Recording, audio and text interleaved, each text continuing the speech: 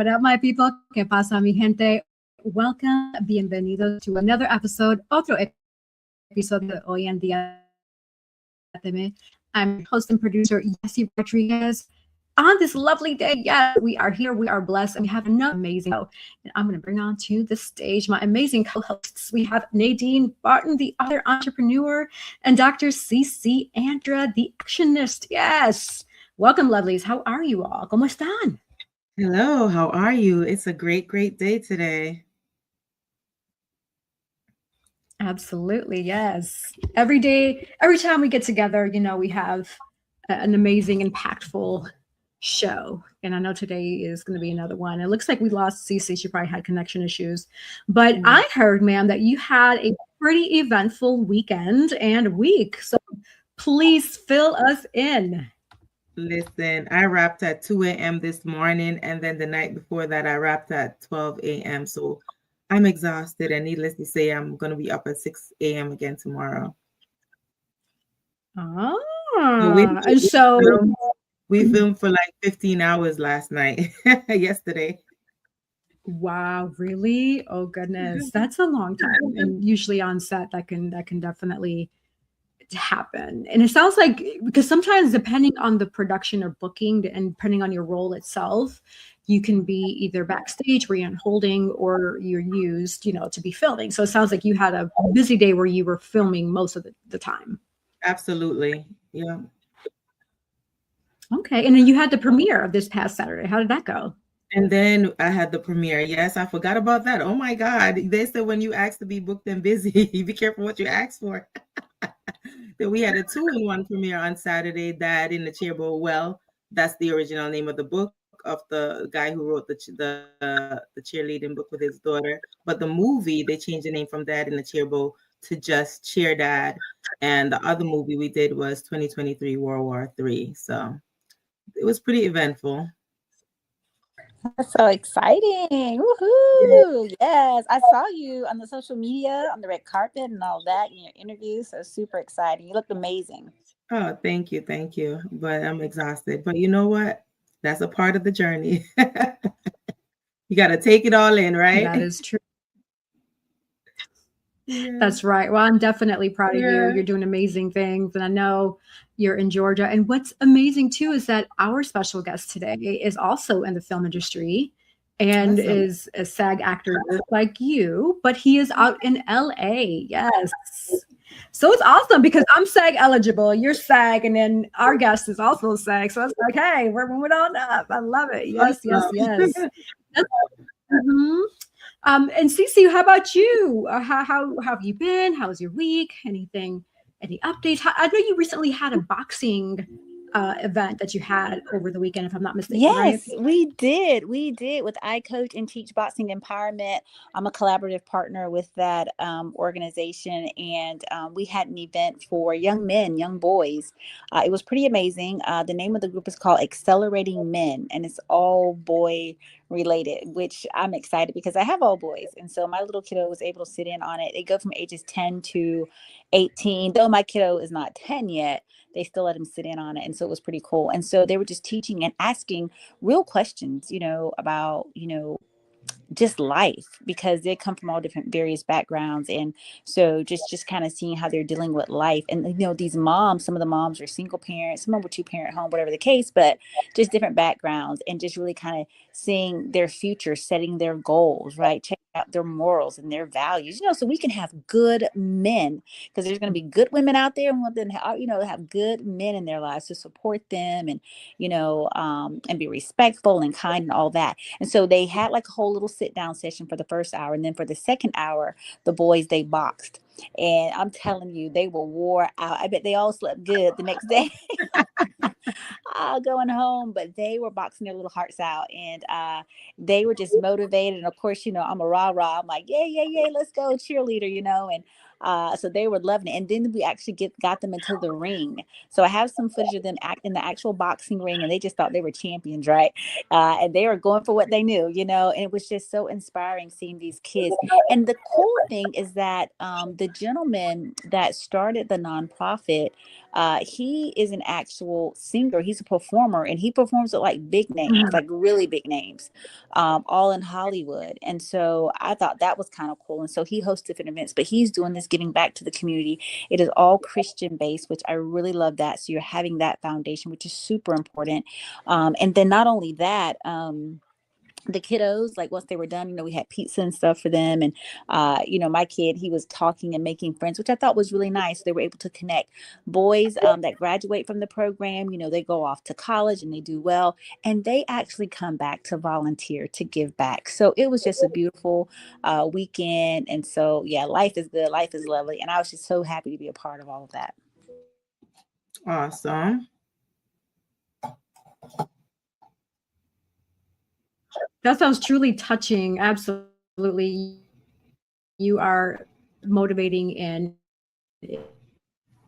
positively influence young men. And that's amazing. Like, I salute you. And I know you always have different events similar to what you just shared. For those who want to attend or want to participate, when can they find information? Yeah, so you guys can check us out now. We're at the Pride City Cece, Gym. did I lose you? Can you hear me? Yes? Okay. So we are at Pride Is it me, City. or is there like a audio? There's a lag. Yeah. Yeah, I think there's a lag on your end, Yessie.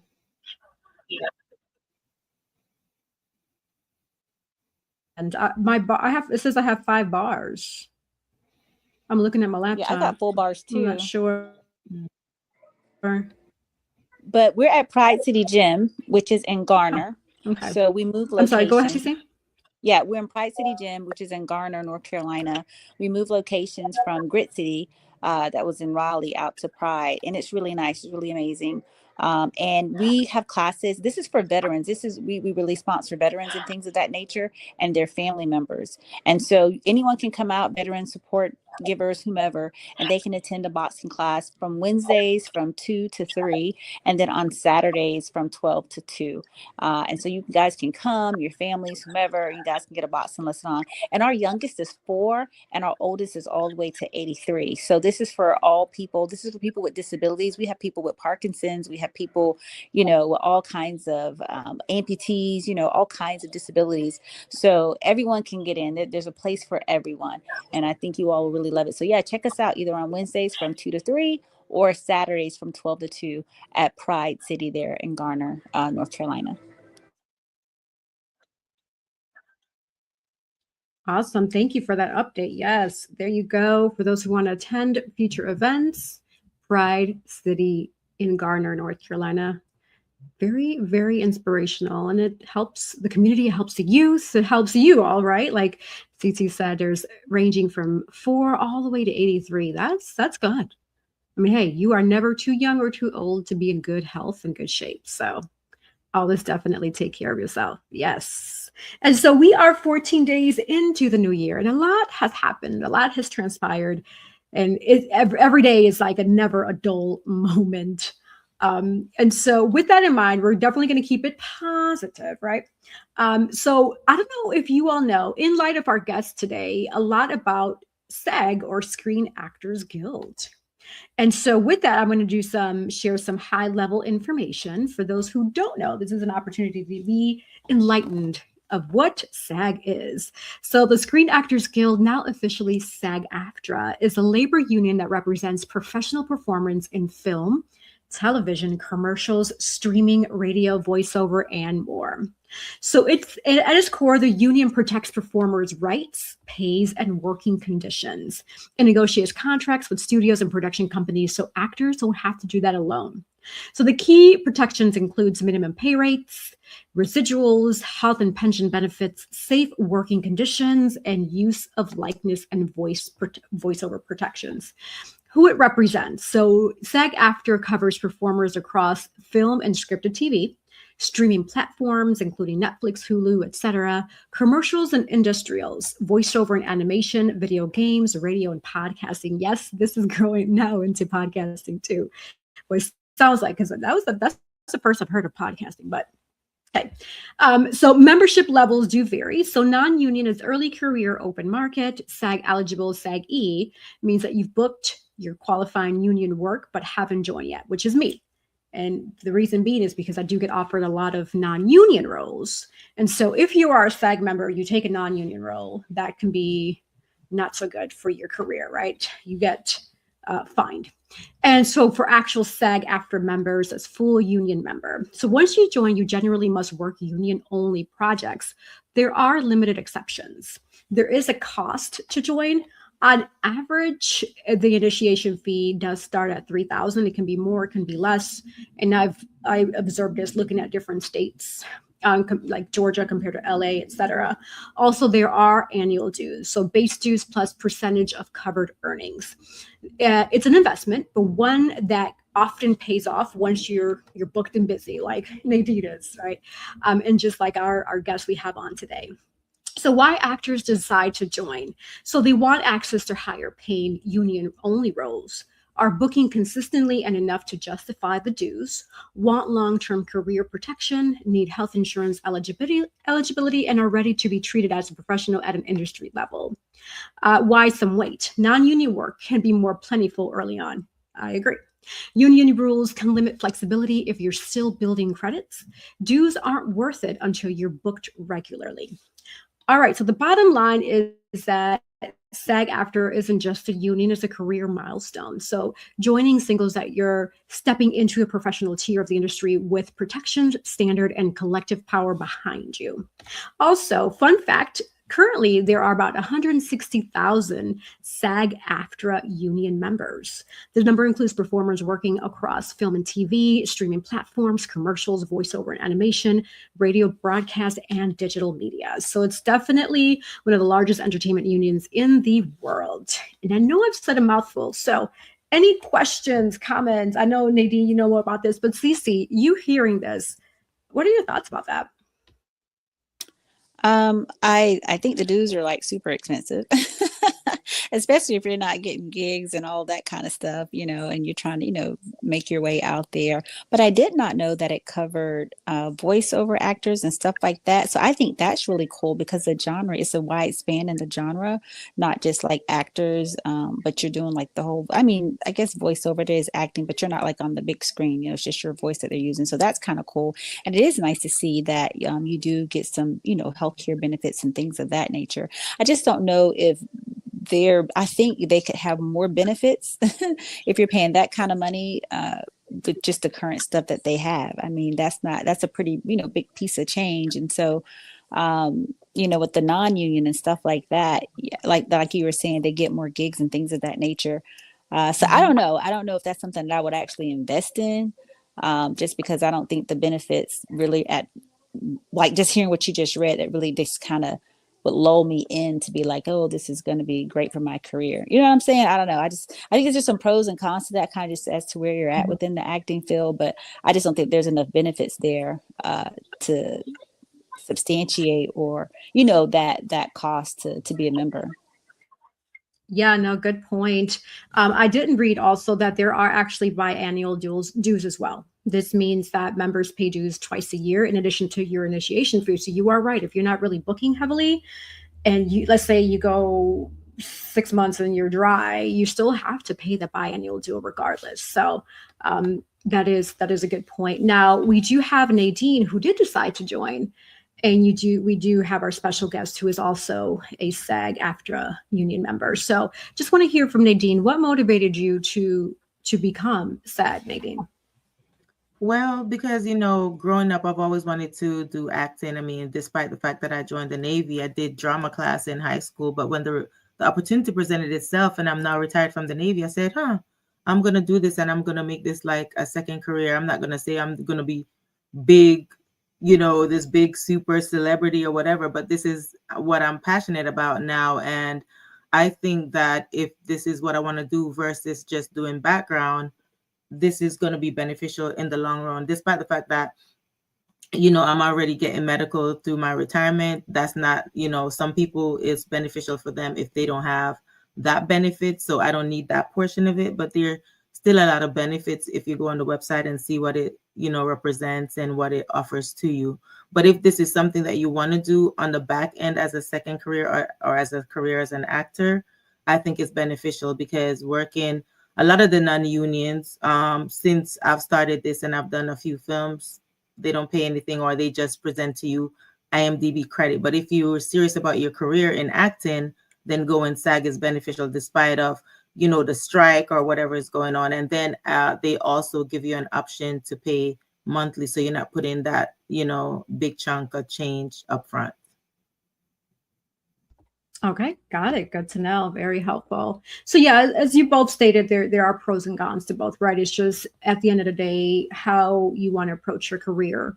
And again, I've been SAG eligible since 2017, and I've decided to stay this way because the non-union role is I make sure that the roles I'm getting, I get paid.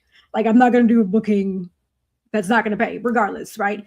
And then also see the benefit in that. And that's where the negotiation comes in, regardless if it's a union or non-union role, to be able to negotiate. And then even further, when you have, let's say, an agent or a manager who can also help you with that, with the negotiation process too. So, but yeah, that's good feedback. And with that in mind, we're going to go ahead and pivot over to our special guest, who is a SAG member. So this week on Hoy En Día, we're excited to welcome SAG-AFTRA actor and voiceover artist Neil Vanides. Neil is a multi-hyphenated creative known for his work both on and off camera with major networks and studios including Netflix, HBO Max, NBC, Fox, and Disney, among others. His career spans an impressive range of roles and disciplines, from stand-in work and stunts to voiceover, dubbing, co-star appearances, and leading roles across multiple entertainment markets. And of course, beyond the screen and microphone, Neil brings over 25 years of experience as an entrepreneur, real estate investor, and small business owner. His commitment to build sustainable businesses and balanced lifestyle has allowed him to nurture his creativity while maintaining longevity in a competitive industry. So on today's episode, we will dive in. We will have that deep conversation with Neil's journey through the entertainment world, the realities of working across different lanes of the industry, and how intentional living, entrepreneurship, and creative discipline overall intersects to support long-term success. So without further ado, we're going to welcome our special guest, Neil Vanides. Welcome to Hoy En Día. Bienvenidos. Welcome. How are you? I'm doing great. Thank you for the very lovely introduction. I loved your conversation. I was listening in about SAG, pros and cons. Is it okay if I chime in a little bit before we get started on me? Just about the subject? Well, let's do this, because I have to open up with the $1 million question, and then we can definitely dive into that real quick. So $1 million question I usually ask the guest is, I've read your amazing, robust bio, but in a nutshell, who do you say you are, Neil? Oh, well, describing myself is always cringe because I like to just experience other people. Like, I think most actors, we're more of a study. Like, we study everything around us. We experience everything around us. And what we give might be more about our interpretation rather than like, oh, well, I'm a carpenter, or I'm, you know, this or that. So I would say more than anything, I'm an actor, I'm a husband, and I'm Christian. So those three things combined change who I am any given day. Like, if my wife wants me to work on something or help her assemble some furniture or whatever, I'm, you know, that's the role I put on and the duties. So when I get on set, I would say it shifts where I become a little like less ego or self-driven and a little more direction driven. So like, I want the direction. And so in that way, I'd say there's a duality, you know. I did work in construction for 25 years. So that was my business side of things. I worked starting out in residential renovation, doing hardwood floors, carpentry, and then full renovations. No job too big, no job too small. My friends and I built houses from the ground up. And then I moved to California about 8 years ago and kind of slowed down with the construction, started taking smaller projects so I could pursue acting full time. So that's when I kind of shifted from being like preparation mode, practical mode, more to pursuing the dream full time. Very impressive. And thank you for sharing that. Yes. And so, yes, we would love to hear your thoughts about the conversation we had while you were backstage, just about the whole SAG-AFTRA, and also what motivated you or inspired you to join the union. So there are a lot of ways you can become eligible to join SAG, right? And that kind of forced me to join.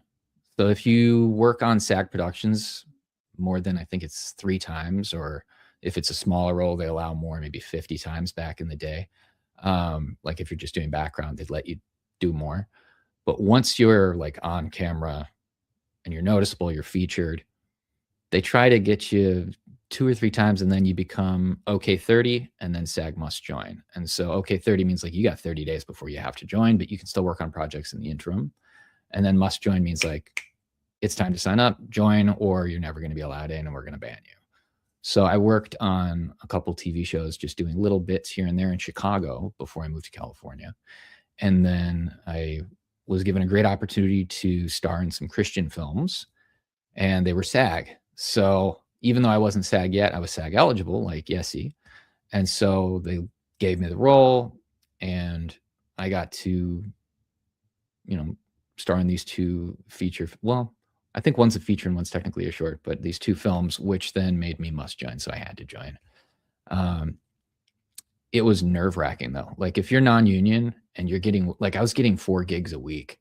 I was booking. My agents loved that I was non-union because the commercials alone make a ton of money, even if it's not as much as you would get with SAG, just because there's so much. Like there was one week right before I moved to California where I was in 4 commercials back to back on a TV station. And my agents were like, yeah, this is ridiculous. Like you tapped out the market. You got to go, because it's like, it looked like the commercials were all connected. So that's the nice thing about being in a small market and not being union is if you're professional, if you know what you're doing, you've studied your craft, you show up early, you show up camera ready on time, you'll keep getting work. Here in LA, it's not about that. It's more about who you know or who you're related to.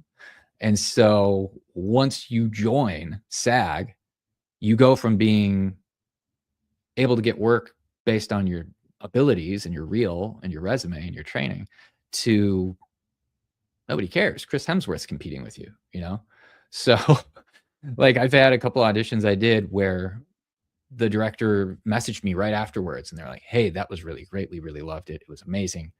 We'll be in touch even if it's not for this. And then I'd see who they cast. And I'm like, oh, well, that's John Cena. Okay, John Cena got the part that I auditioned for, So it's very different. Your expectations have to be, what else can you do if you do join SAG to get the benefits of joining? And so one thing I did is I started doing stand-in work. I started doing background work, and I started doing stunts. And when you do those things, the pay is way higher if you're union. So like if you're doing background work on a SAG production for 8 hours, it's like $150. If you're union, it's closer to $200. And now it's getting closer to like 220 or 30 here in LA. If you're doing stand-in, it goes up. And then one nice thing about the union is you don't just get like an hourly or a flat day rate. Like once you progress into longer days, like Nadine was saying she did earlier, you get time bumps. So like every 2 hours longer past 8 hours, your pay rate increases. So once you're past like golden hour, you could make like $600 to $700 a day just standing around, So those are also some benefits to consider. A nice thing about the union here in LA is if you go to the SAG headquarters building on Wilshire, they have recording rooms, voiceover rooms, self-tape people that'll help you. So like if you have an audition and you don't have your own home setup or studio or equipment, you can just go in the building and they'll do it with you. You just have to sign up and you can go in. So that's really cool. And they do also have, when you're on set, like they'll have a union rep come and make sure everything is legit. So make sure there's a sitting area, make sure that there's craft services and water, make sure you're being treated well. Like they'll come up to you, like Lincoln Crabtree Duncan, who's the vice president of SAG, came up to me a couple times when I was on set for a show. And he was just like, how are things going? Is everything good? I heard there might've been something. Just wanted to check in with you since you've been here the whole time. And I was like, oh yeah, we're good. Thanks, Lincoln, So it's cool. It's it's nice to have that. I'm totally sure I got his name wrong like 3 times at least. I probably just did now too. But he's a fun guy. He's very nice. So yeah, like those things are nice benefits, but that also, when you're considering that, comes back to, are you going to be pursuing this full time long enough where you're going to be getting as much work where the benefits matter? If you're in a market where there's not a lot of productions, one comes around like every 2 to 3 years. No, like when I was in Chicago, I didn't really want to join the union because there was like 2 or 3 shows, and the other shows that I worked on got canceled before they even aired. So it was like, you know, why do I need to be union to do 1 co-star and then I can never be on the show again? Yes, definitely deep and thought-provoking questions to ask oneself, a person who is interested in or considering joining SAG. So thank you for breaking that down, sharing those extra layers. And even when it comes to stunts, I salute you, because I see some of these stunts and they look pretty rough. So I'm sure you have to be in some like tip-top shape to do some of those stunts. Well, so like, how do you prep for that? That's wow. So for the stunts I've done since I moved here, it was funny because they had more to do with like my other job. So I worked in construction, and these weren't like kung fu stunts, because, you know, people always think like, or, you know, I wasn't like doing anything too action movie-esque, but I was working on the show 911, and there was a scene where a lady falls through a balcony. Like the balcony collapses while she's standing on it outside of her apartment building in downtown LA. And they used practical effects. So they actually had this balcony with like a hole in it, and they like put the woman through it. And the guy who's supposed to play like the paramedic firefighter who comes in to save her, he's like, I don't want to deal with this. Like, they have this like crowbar tool that you like try to break the ground to like get the woman loose, and he'd never used it before. Well, I was a contractor, and they were like, is anyone comfortable doing this? I came to be background that day. I wasn't supposed to do stunts. And I was like, oh yeah, I worked in construction for 25 years. And so the head of safety on the stunt team and the consultant that they had from the fire department was like, all right, show us how you would use this. And I was like, boom, boom, boom. And they're like, yeah, okay. You're the same size. Can we shave you? And I was like, okay. So they shaved my beard, did my hair to look like one of the lead actor guys. And then they just had close-up shots of like from the waist down and like a couple of my head, you know, blurred out, destroying the floor and like pulling the lady out. And then the balcony falls as we pulled her out. And like, I was like, oh, cool. I was supposed to be there for maybe 6 hours that day. I think I stayed for 15 because they wanted everyone out before we filmed the last part where it actually collapsed. So like, that was a great day. Great day. But like those stunts, you don't have to be in crazy good shape, and you just need knowledge. The other stunts, like I have a friend named Stanislav Tabirta, who you should totally get on your show. He is a 100% stunt guy. He can do all the Deadpool, like flipping around, fight moves and everything. And I actually met him in Chicago when we were both just doing background work. And he was like, oh, I want to be like you, man. I was like, what do you mean? I'm doing the same thing you're doing. He's like, yeah, but like you have a resume. You're like an actor and like you've done stunts. And I was like, just be you, man. And he was like, well, but what do I do if I want to be a stunt guy? And like we started going into it, and I gave him like what I was told by stunt people I'd worked with. He did it all.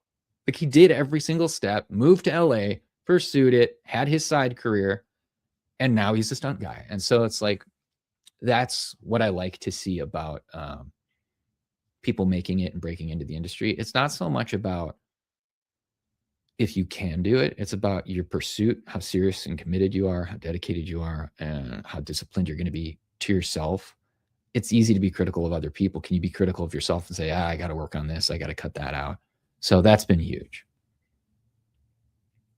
Yes, thank you. Another food for thought there. Being self-critical, self-eval is always definitely necessary and important, especially for personal growth and development. So thank you for sharing that. I'm gonna ask Nadine or Cece if they have any follow-up questions. I have a ton, but I don't want to hog up the questions. So I'm gonna give the spotlight to Nadine and then Cece to see what questions they have for you, Neil. All right. So I have a few questions. So Neil, yes, welcome. You have a very robust resume, like, Jesse said. So we're happy to have you here. And I wanted to ask you, how did you first get started at the entertainment industry, and what drew you to such a wide range of roles? I think what first got me into acting and all of this stuff was watching my sister. She went to a summer camp, and when we were kids, like our parents just got divorced. We were all like anxious and kind of miserable. You know, your parents get a divorce, you're not happy. And we got moved to a different school because we moved with our mom. And all we had was each other, just me and my sister Rose. And she went to this summer camp. And so I didn't see her. I went to a different summer camp. And mine got out first. So I got to go see the play that they put on at the end of the year, or at the end of the program before summer ends. And it was West Side Story.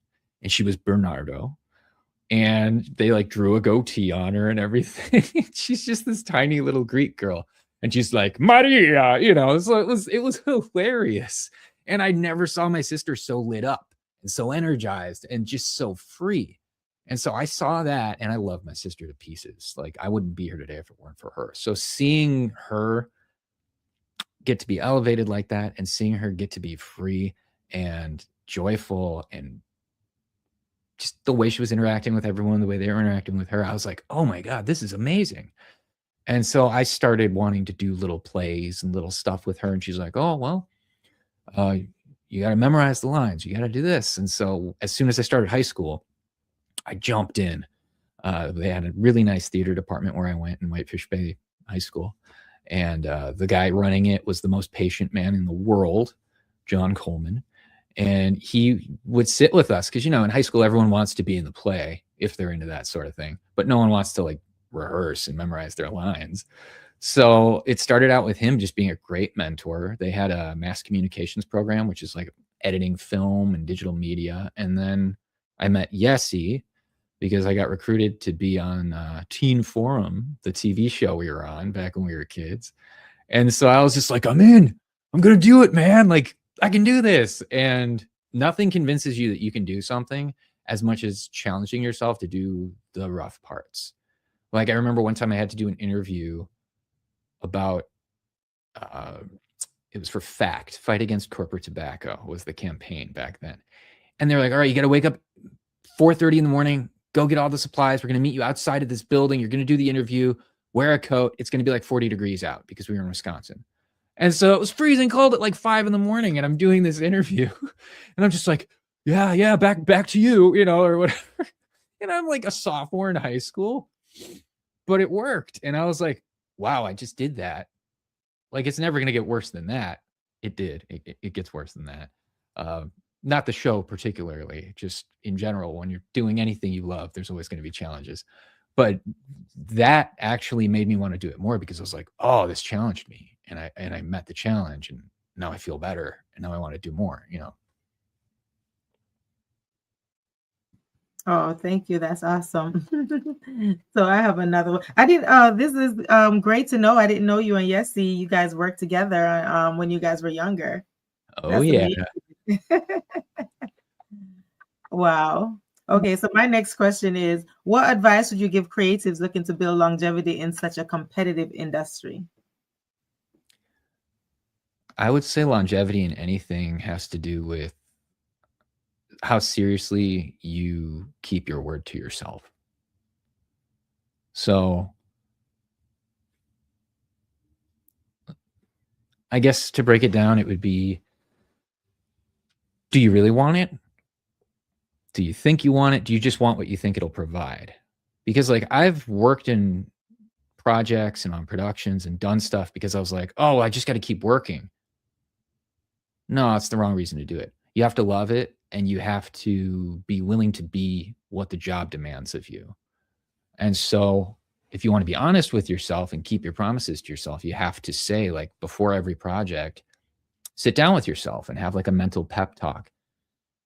All right, what do I want to gain from this? What do I want to learn? How do I want to grow? How do I want to challenge myself?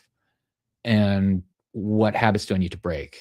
A good example of that, if we have time, would just be the project I'm working on right now. I'm working on a pilot for a show, and we ran out of crew towards the new year while we were filming, because everyone was going out of town for the holidays, and they're like, oh, hey, I'm not going to be available. Not going to be available. Everyone left. And we had to film these really big scenes before we had to strike the tech equipment that we were using because it was being borrowed for a limited amount of time. So after I finished filming the scenes I was in, as an actor, you can just go, oh, well, I did my actor thing. Peace. But like, this is a pilot. I've always wanted to work on a pilot. I always wanted to be more than just an actor on a show I'm starring in. I'm starring in this. So I was like, okay, I went to the producer and the director and I was like, what else can I do? I've done this in the past. Like, just tell me what you need. And we needed to move like 1,500 pounds of sand onto the set and make like a fake desert. And they had no one to help. So I showed up early one morning, like 3 hours early, and I just moved 300 or maybe it was like 150 bags of sand, 100 pounds. And we just boom, boom, boom, dumped it and spread it and then set up the set, helped between every take. I took a little broom and I'd like get rid of the footprints on the sand, and it's like, I was that guy. I was what they would call a greensman, or I grew up in a PA and helped with like environmental set dressing. And it's like, that's never something I've aspired to be in my life, but I knew the production needed it. And I wanted to show the production that I'm not going to be a snob. My ego doesn't matter. I want this to be whatever it can be. And so I think that was a good growth moment for me. And that's like what you have to ask yourself going into a project. It's like, well, what role am I comfortable playing? Is it just the acting? Am I comfortable like helping out with other things? And then the flip side of that is, am I able to help in other things without becoming a know-it-all and telling people how to do their job? Because then you're not really helping. A lot of actors, like, they'll start giving directing notes to other actors and they'll start like, oh, well, I noticed this. And it's like, don't. The director knows what they're doing. They're paying attention. Let them do it. And so, you really have to be critical of yourself throughout the whole process and keep those promises. That's really good. Thank you. That's all the questions I have. Yeah, that was really good information. I thought that was a really good tidbit timing in there. I wanted to go back to the SAG stuff because I know for people that may be, thinking about getting into acting and stuff like that, you had mentioned a term about stand-in. Now, I kind of made my own assumptions as to what that means, but can you tell me what a stand-in is? Absolutely. So I actually worked on The Flight Attendant season 2 with Kaylee Cuoco and many other awesome actors. As a core stand-in. So what that means is, well, a stand-in usually will give the actors a break between shots so that the camera, the lighting, and the sound crew can set everything up. But they want to make sure they've got the right framing. Like right now, I'm in the center of the screen. You can see focus on my face. I'm lit from here. I have a soft light here, another soft light. I'm backlit so you can get like an edge line. So they have to set all of that up. Imagine you're doing like a really emotionally draining scene and you're the star of a show and you have a million scenes and you have to like freeze and they set all the stuff up. You're not going to make it through the day. So they have what's called a stand-in who basically will tap you out. So they'll say, cut, first team out, second team in, your second team, you're the stand-in. So you come in and you stand in their position, or if they did choreography, you remember what their choreography was so you can be where the camera needs to go. And sometimes they'll ask you to do the lines so you can do the lines, which is a great opportunity for actors because you can be seen by a director doing these lines and they might be like, oh, he's actually pretty good. We could use him. Cool. So do it. And then when they're ready for the shot, they'll say, okay, do it again for first team. So then the actual actors will come and they'll watch you walk through everything to see what the camera needs them to do. And then they'll hop in and say second team out. And then the actors will be ready to do the scene again. So it's like their choreography or their blocking double. Blocking. That's very interesting. I did not know that. My assumption, my definition of what I thought it was completely different from what you described. So I'm glad you helped me to understand that. And you explained it very simply. So I totally got that. Let me ask you this, and you may or may not know, but are there more SAG roles versus non-SAG roles in the entertainment industry? I guess that depends on who you are. Like a good example is right now, there's a lot of casting that's focused on diversity and focused on equality, and gender ideologies. So for me, as a straight white Christian man, There's not that many SAG auditions for someone at my level because I'm not like super famous, right? Like if I'm Chris Hemsworth or if I'm one of the Chris's, any guy named Chris, I guess, they can get in the Marvel movies, they can get these great auditions, but like most unknown actors or semi-known actors, like they're not getting, their agents pounding on the door. We've got 40 auditions for you today. It'll be sparse at times, but then at other times, the floodgates are open. Like there were days before the pandemic when I get like 6 auditions a day and I was like, are you kidding? Well, there goes my computer mouse. But, they would say like, it comes in waves and peaks and valleys. And that's true for anything. So like sometimes, like right now, it's a little slower. But let's say they bring back a show like The Chosen series and they need guys who look Mediterranean, right? And they're casting for 6 seasons. Then there's going to be opportunities like that. So I would say, I don't think it's more or less for me in any given season. It's just in flux. So in comparison, like when I was non-union, I was in a different market. I was in a smaller market. There were like 50 guys my age who looked kind of like me that were competing with me.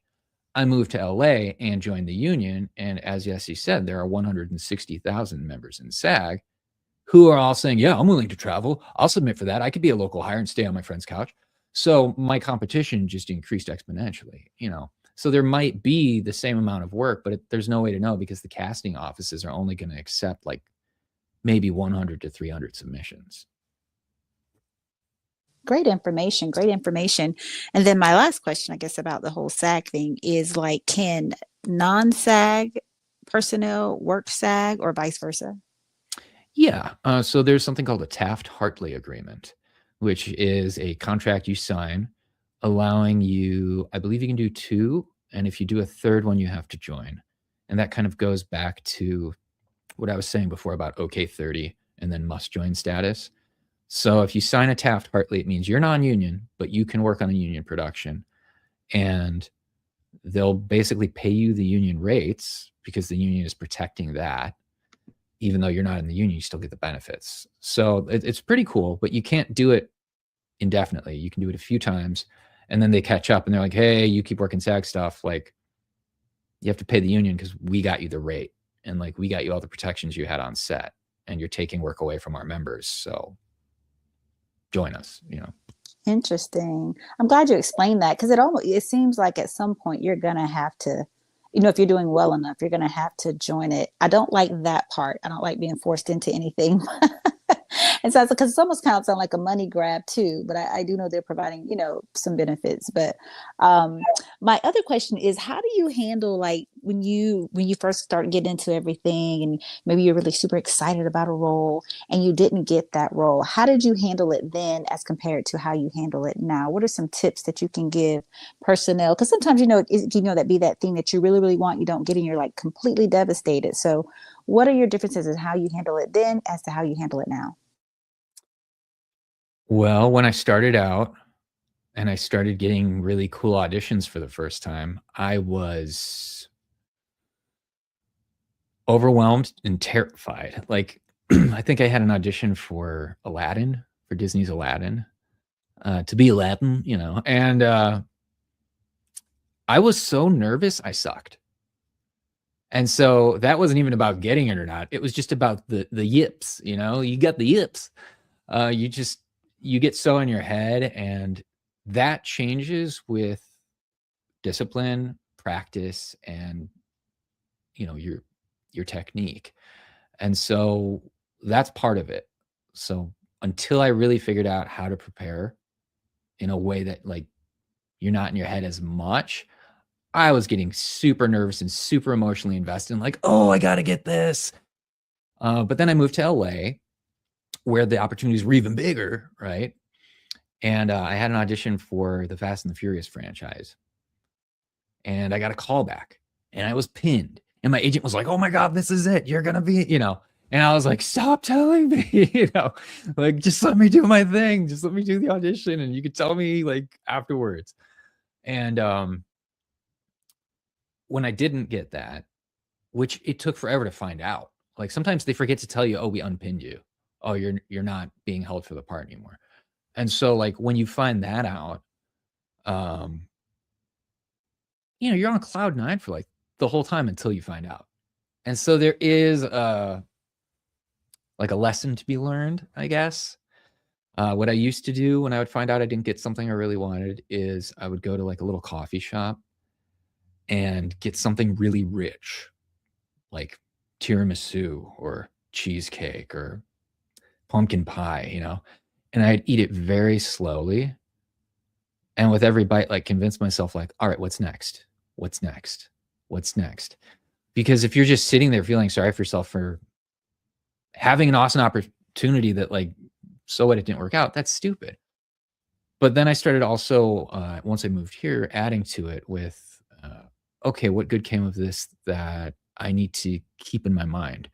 Well, I've auditioned like 20 times for Seth MacFarlane. I've never worked with him, but he keeps, like when he has projects, I keep getting auditions to work with him, which means like he or his casting agent like me. So even though I didn't get the work, I have to be like, I'm doing something right, because they don't never want to see me again. They keep bringing me back, right? And so it's like, you can get all in your head the wrong way, or you can get all in your head the right way and say, okay, well, they liked what I did for this because I got pinned. I mean, maybe the other guy was more famous and that's why he get booked. That's why I didn't get booked. It's usually true. That's usually why. So it's like, okay, I don't have to be down on myself. I'm just not there yet. So that's a big part of the healing too. And I would say, yeah, so preparedness, preparation, really being serious about what you bring to the camera, what you bring to the audition. That way you're not going to feel like you blew it. And if you didn't get it, it doesn't bother you as much because you're like, well, I brought it. Like I have auditions that I did like 5 years ago that I saved on my computer because I did such a good job. I was just like, I'm proud of this. I didn't even book it, but I'm just so proud of what I did.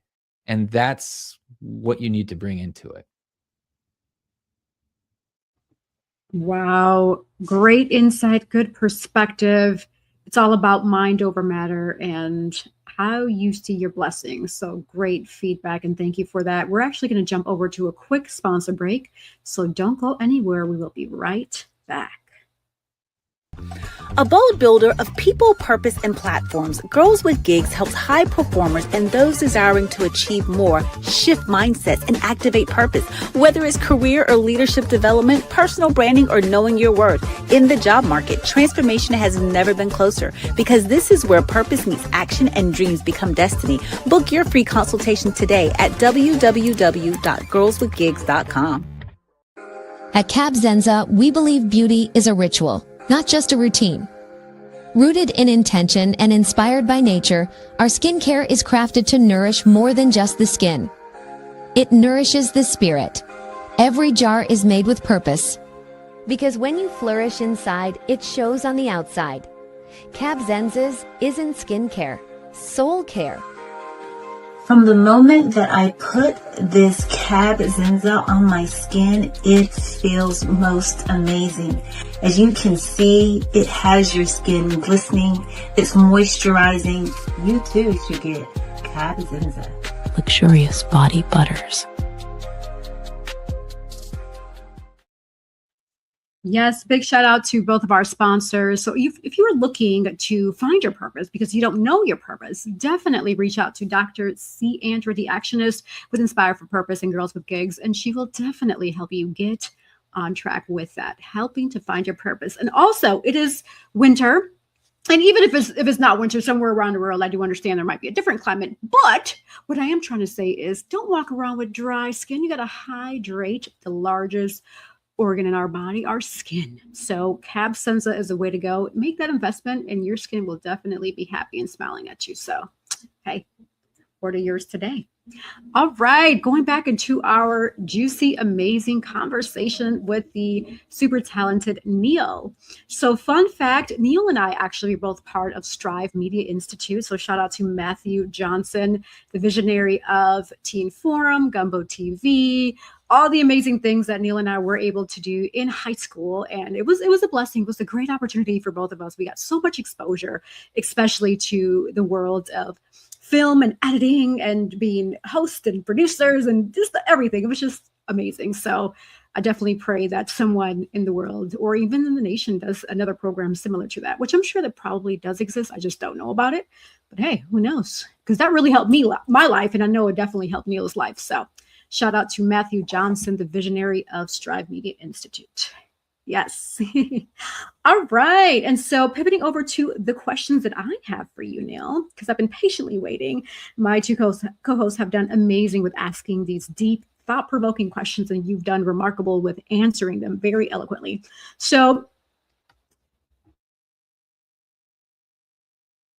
you've worked on and off camera in many capabilities. Working behind the scenes overall shaped who you are as an actor, but also as a husband and in your family life. I think What is that? I think it has helped me in ways. You know, any interactions you have with anybody are going to shape how you behave and how you see yourself in a relationship. Because people can be very critical, people can be very communicative, people can be very judgmental, but people can also be very helpful. So when I'm on set, you know, when I started out, I was very critical myself. I was critical of like, this is taking too long. Oh, this is that. Oh, you know, and I worked with this guy who just had the greatest attitude in the world about everything. And he and I were like going through the same thing on set every day, like just sitting in the freezing cold while we wait for the camera guys to argue with each other about what angle they're supposed to do, you know, and there's nothing you can do about it. But he was just like, isn't it cool that this is our biggest problem right now? And I was like, holy crud, that's deep, man. We haven't even had lunch yet. It's too early for that, you know? Like, but it's true. Like, I remember days where I've had absolutely horrible days. And when you're on set and it's like a bad day on set, like it's still better than most people's best day, especially because you're pursuing your dream.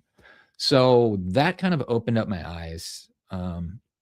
And then right before COVID hit, my, at the time, fiance, now wife, went to the Philippines on a trip. And I had like all this anxiety. Like when I moved from Wisconsin to California, I was a nervous mess because I only came here with like $3,000 to my name and didn't really have a job set up or anything. I just had like a manager who was like, oh yeah, we'll get you work. Just go and we'll get you the work. I didn't get a lot of work. I ended up taking odd jobs and going back into doing like handyman work in construction. So I was stressed, and it was destroying me and I didn't even realize it. And my fiance, you know, she's like, well, my friends and I, we go on trips like every year or two and it's time for us to go on our trip. I want you to come. And I was like, you want to travel abroad? Okay, you know, and it was like this adventure trip where we like went zip lining and jumped off cliffs into water. Like we jumped 30 meters. And so when I was there, like, and it was time to do the zip lining thing, I started having like a panic attack. And I started thinking about what my buddy said on set, which is this right now is someone else's best day. Like even this moment. And so I applied that. And I like closed my eyes and I remembered some acting exercises where like you think about your inner child and like what they would want to do, who they want you to become. And I'm like, I always wanted to be Batman. I always wanted to zip line. Like my whole life, I wanted to zip line. Why am I freaking out right now? This is cool. Plus, like, I know I can do it. And so I was like, I'm doing this for child me. And I'm doing this because there are a million people in the world who want to do it and can't right now. And I did it. And it was amazing. And I was like cry laughing because I was like having this catharsis, this moment of like, oh my God, I just, you know, and that followed me, like that one thing my friend David said followed me all the way into that vacation, which then followed me into marriage, which is your perspective can change like that if you're willing to. And like any situation can change like that if you're willing to just look at it honestly. Like just see it for what it is. It's not that big of a deal. Like I told you before we started, on New Year's, the roof flooded on one of my rental properties and I had to go out in the rain for like 7.5 hours to deal with a leaky roof on New Year's. It was cold. It was raining. I had to do it. And I told my wife as I was driving there in the car, I was like, I'm not going to get worked up. I'm not going to let this defeat me. This is just something we're going to deal with, and then we're going to get back to our day. And, you know, I let her go like back in the car a couple times, and then she like went to Lowe's and bought some stuff and came back. And I was just sitting there. And when it was done, like I made that little promise, that declaration before we dealt with the problem. And we came home and I told her, I was like, I'm so proud of you. We kicked butt. And it was a horrible day, but I was in a great mood. And I put myself in that mood. And, you know, maybe some people think it's like the power of the tongue, like be careful what you confess, but you can confess good things too. Like you can say like, this isn't going to take me away. This isn't going to ruin my day. And so that, I think that's like the ultimate takeaway from the industry is like, you pick your attitude and it informs how everything goes. I love that. Good perspective, definitely. And that's something that we do speak on here is manifesting, right? Or the power, like you said, power of the tongue. When you speak good, good happens. When you speak bad, then hey, that could shape your day as well. So manifestation, the power of the tongue is definitely an important element to really think about that. So very, very important for sure. And even with that, along those lines, my follow-up question is, how do you continue to sharpen your tools, your skills, like especially when the days can get a little slow, you're not really booking a lot? What are some of the tools or tips or techniques that you go to help you stay polished as a professional actor? Well, that's a great question. And I think it changes sometimes, but there are key elements that are the same. So the big keys are read. Like read a script like you have to memorize it, even if you aren't even auditioning for it. Like just practice and stay in the habit of doing all the things you have to do when you do get the audition, when you do get the opportunity, when you do get the work, because that way it's not like, oh, I'm rusty. I don't know if I can still do this. You know, like that's the worst thing in the world is when you do get an opportunity and you're like not in your groove and you miss it. So stay in your groove, read scripts, be creative. Like you might not be able to act, but like right now, we're casting some of the parts for my show. And while they're going through that process and I'm like referring people and they're doing their own thing in the production team, I told the producer, I was like, hey, can I design some like posters just like for funsies? Because like I had a bunch of conceptual art ideas that like I drew sketches and stuff to help me visualize the world before we got started. And he liked them. So he was like, yeah, go for it. Go for it. And so like, if you're in a project and there's a lull, do things that keep you excited about it, you know, keep focusing on it. And if you're outside of a project and there's a big lull, you know, like we had a pandemic and there wasn't a lot of opportunity at all for anyone during that time, reach out to other creative people. You know, I had a friend named Dustin who he'd like make little short films. We would just for fun. Like we would just do stuff. Couldn't sell it, couldn't do anything because, you know, I'm union and, you know, there's rules. But we just made them for ourselves and we watched them. We're like, yeah, that was cool. I did good in that character. Maybe I can bring that into something later, you know. So just stay creative. And exercise is so important. Exercise is going to keep your brain sharp because you need that oxygen, you need the blood flow.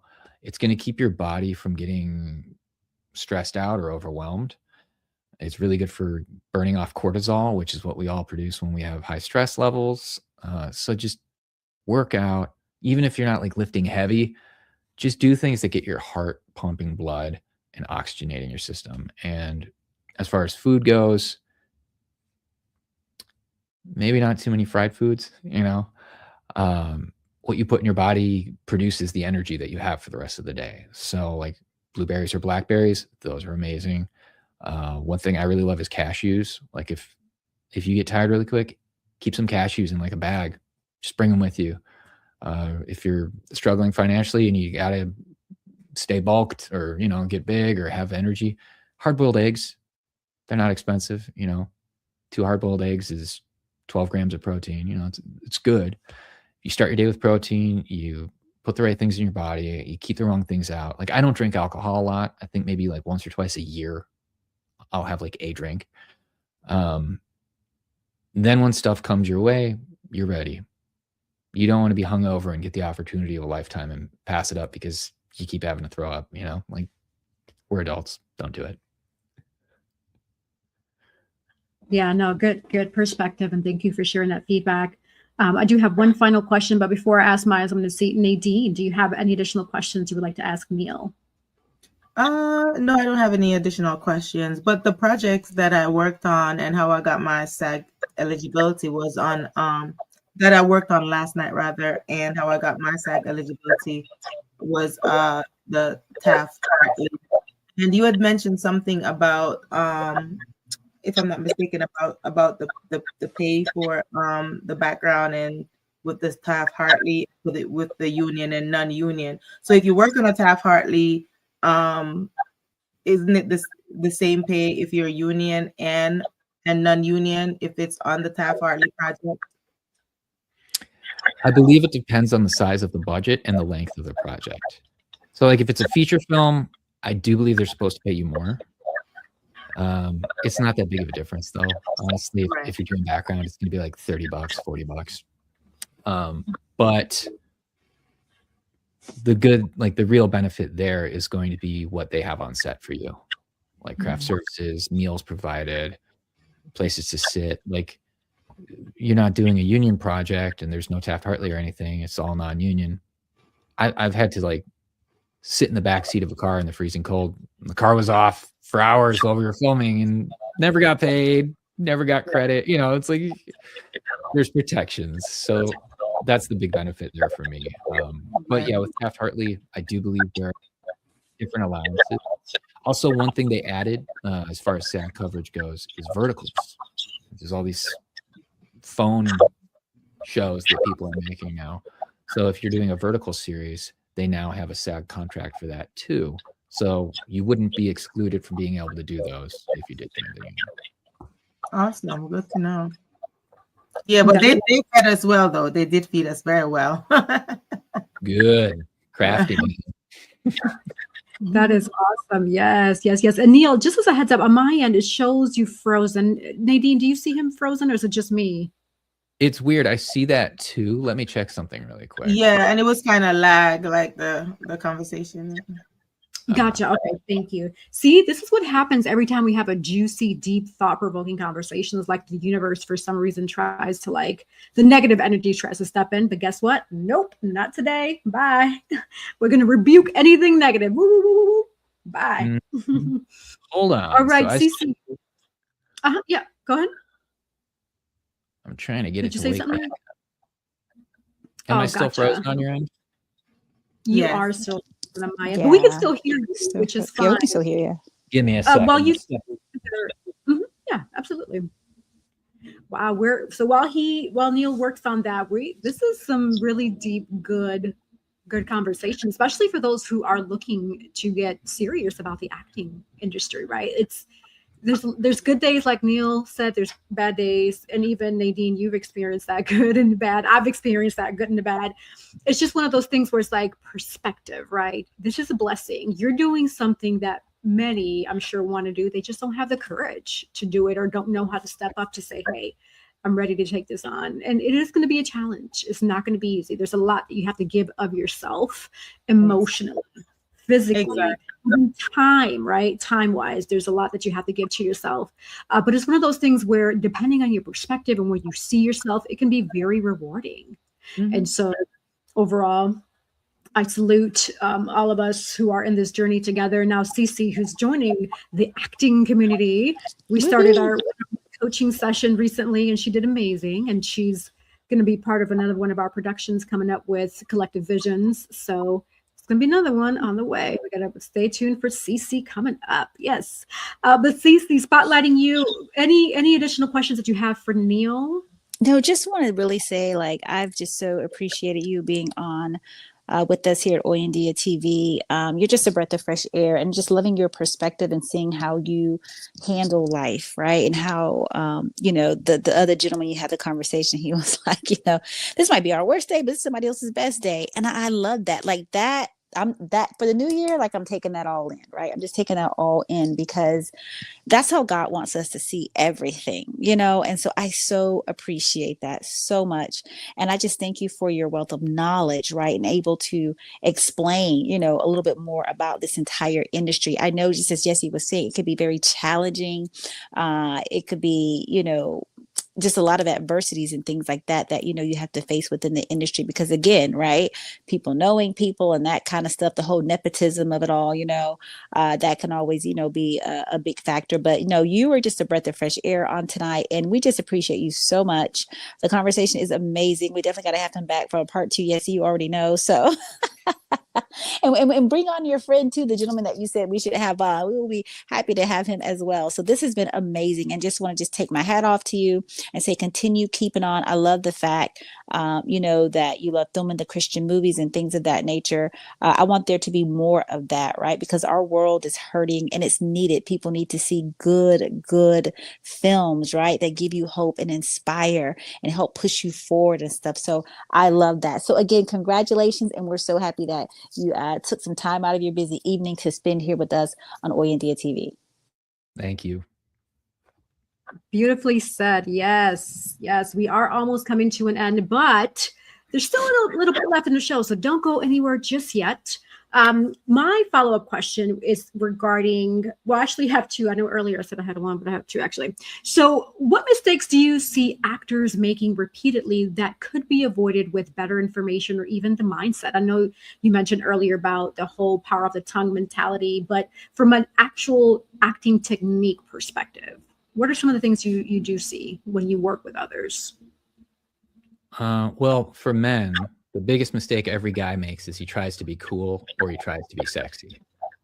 Just don't. Nobody wants to see that ever. I've seen stuff I did in the past where I was supposed to be suavo and sexy, and I just laugh. Like, I'd rather just not. Like, the director will tell you, or the stage direction will indicate what's happening that's supposed to be cool or sexy. You don't have to bring the smolder, right? Like, it's funny if you bring it, but it's probably not supposed to be. So don't bring that unless it's specifically asked. A big thing technique-wise would be don't memorize your delivery. Like, when people rehearse a scene or they practice a scene, there's a tendency to remember exactly how your inflection sounds and repeat it over and over and over again the same way. You want to be able to just memorize the words.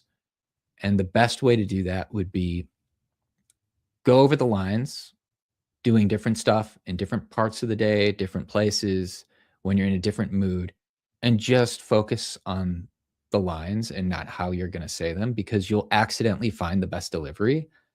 And if you don't, you won't be married to the wrong one. Good feedback. Yes, I love that. For me, Neil, what I've found with working with people is that a lot of times they're scared of emotion and they really don't sell. Let's say, for example, there's a scene where you're emotional because you lost a loved one, but you can see it in their face that they're really not feeling what they're saying. And so to me, there's that disconnect. Me being, you know, a professional actor, I pick up on that and I'm like, I don't believe you.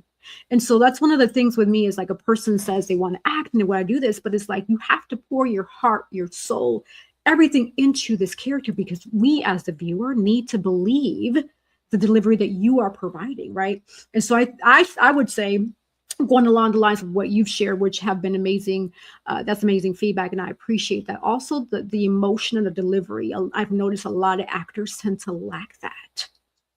Yeah, and I think sadly that goes back to trying to be cool or trying to be sexy, you know? Like, everyone has this image of how they want to be seen on camera.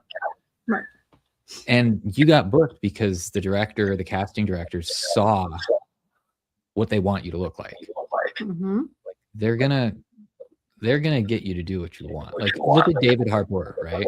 In Stranger Things. Is he cool or sexy?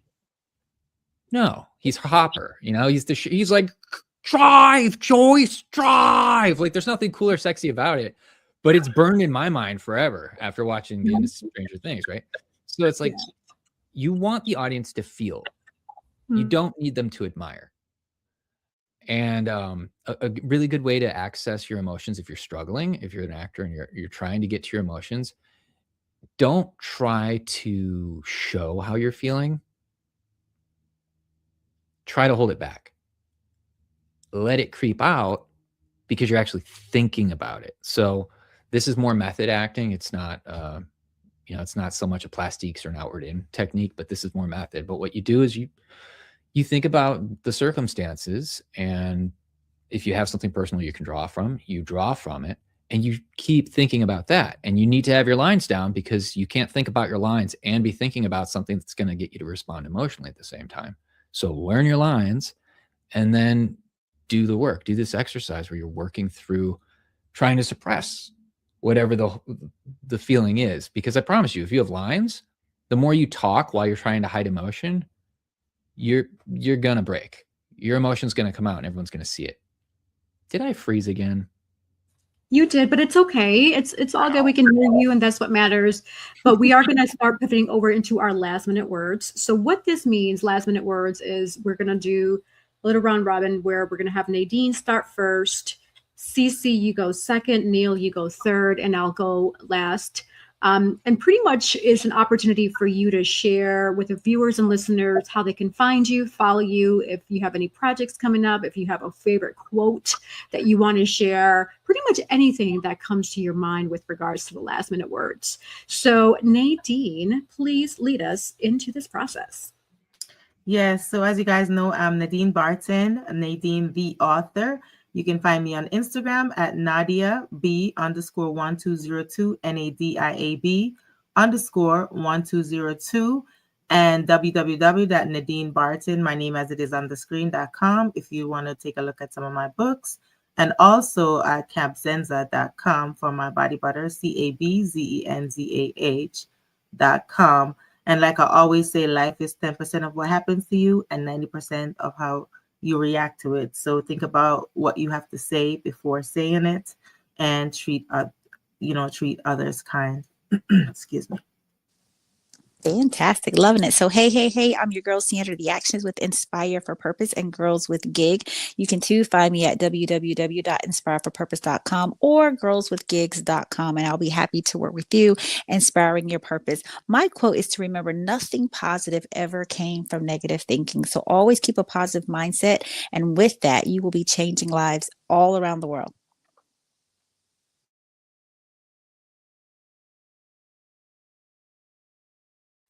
Neil, it is on you. Last minute words. Oh boy. Well, again, my name is Neil Vanides. You can follow me on social media at Neil, NEIL _Vanides, VANIDES, or imdb.me/Neil Vanides. Last words, I guess, would be focus on your behavior and only respond when you're ready. Awesome. Thank you. Thank you. Neil, I'm so glad you said your last name, because this whole time I thought it was Vanides because it looks Spanish, but it's Vanides. So thank you for clarifying that. No worries. It's Greek, so there's a lot of different ways it can be pronounced. You're not wrong. I'm not wrong. Gotcha. Great. I love it. Thank you. Well, we have truly enjoyed this amazing, juicy conversation. Wow. Thank you for taking us into the glimpse of the world. I know we hear it from Nadine. I've shared it, with my past experience in productions, and now you hearing it from a male perspective and your experiences and the stunts and all the extra layers that come with this industry. So that's amazing. We definitely had a good, juicy conversation. And that is what Hoy En Día is. We are here to positively educate, enlighten, inspire, motivate, and entertain you, the viewer and listener, with each and every episode. And I know we did that today. Lo hicimos hoy de nuevo, aquí en Hoy En Día TV. And so with that in mind, for those who want to find me or follow me, you're welcome to go on Google. Just type in my name, Yessie Rodriguez, and I'll pull right up. You find my social media pages, my website, different past shows of Hoy En Día, pretty much a lot about me. So go on there. And for those who want to be guests on Hoy En Día TV, it's really simple. All you have to do is there's an email scrolling at the bottom of your view, hoyendiatv@gmail.com. Simply email there, send a subject saying I want to be a guest, and then give me give us a short bio of why you want to be on and who you are, what you do, etc. And someone will be in contact with you. Absolutely.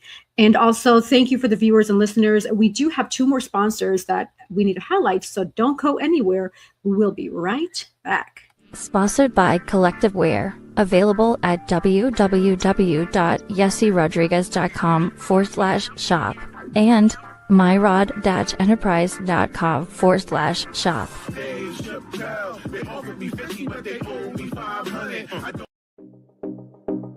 Sponsored by Divine Beauty and Accessories.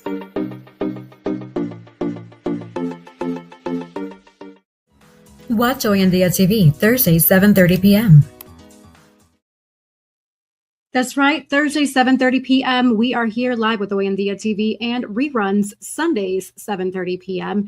And you can catch past episodes on my website, yessierodriguez.com. On the upper left-hand side, you're going to see a drop-down that says Hoy En Día.